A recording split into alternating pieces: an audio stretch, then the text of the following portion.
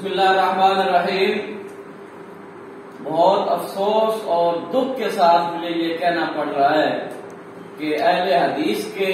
انتہائی معتبر شخصیت جو کہ ہر موقع پر دین اسلام کی بات کرتے ہیں اور صلح کی بات کرتے ہیں، اور کبھی بھی ان سے ہمیں تعصب اور تشدد کی بو نہیں آئی تھی۔ میری مراد جناب شامل ظہیر صاحب، تو ان کا کوئی نام نہاد شاگرد جو مولوی عبدالرحمن سلفی کے نام سے مشہور ہے، اس نے حضرت امام موسیٰ کاظم، حضرت امام علی نقی، حضرت امام تقی اور اس طرح کے ائمہ اہل بیت جو ہیں، ہماری جو مقدسات ہیں، یہ یاد رکھیں کہ یہ ائمہ جو ہیں اہل بیت کے، یہ فقط شیعہ حضرات کے ائمہ نہیں ہیں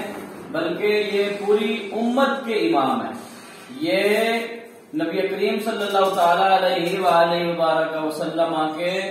خاندان کے لوگ ہیں، اہل بیت اطہار میں سے ہیں، اور اہل بیت اطہار کا چھوٹے سے چھوٹا جو فرد ہے وہ بھی ہمارے لیے باعث تقلید ہے۔ اعتماد ہمیں کرنا چاہیے، عقیدت رکھنی چاہیے، کیونکہ ہماری تو نماز ہی مکمل نہیں ہوتی جب تک ہم اللہم صلی علی محمد وعلی آل محمد نہیں پڑھتے۔ تو لہذا مولوی عبدالرحمن سلفی جو ہے اس کو توبہ کرنی چاہیے، اس کو رجوع کرنی چاہیے، اور اس کے جو اساتذہ ہیں خاص طور پہ شامل ظہیر صاحب، ان کو چاہیے کہ وہ اس سے توبہ کروائیں، کیونکہ وہ ہماری پنجابی میں کہتے ہیں کہ مندہ کتا تے خسما نگار۔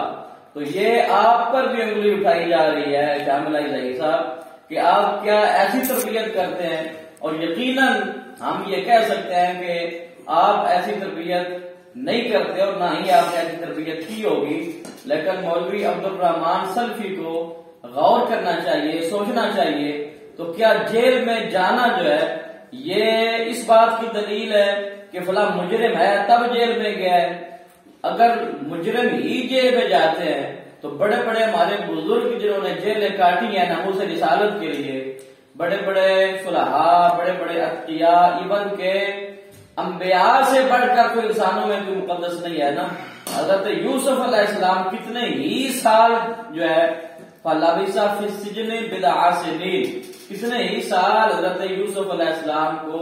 جیل میں رہنا پڑا۔ تو آپ سے یہ سوال ہے کہ حضرت یوسف علیہ السلام کا کیا جرم تھا، ان کا کیا قصور تھا؟ اگر آپ یہ کہتے ہیں کہ جیل میں کوئی بندہ جاتا ہے تو کوئی جرم کر کے جاتا ہے، لہذا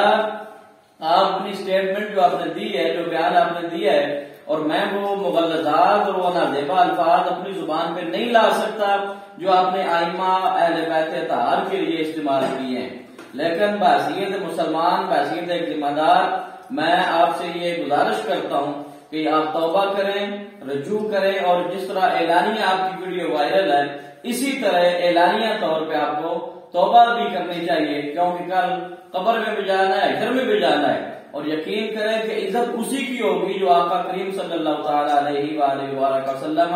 آپ کی آل پاک، آپ کے اصحاب پاک، ازواج مطہرات، نبی کریم صلی اللہ تعالی علیہ وآلہ وآلہ وسلم کی ہر نسبت کا جو احترام کرنے والا ہے۔ اللہ پاک ہم سب کو اعمال صالحہ کی توفیق عطا فرمائے۔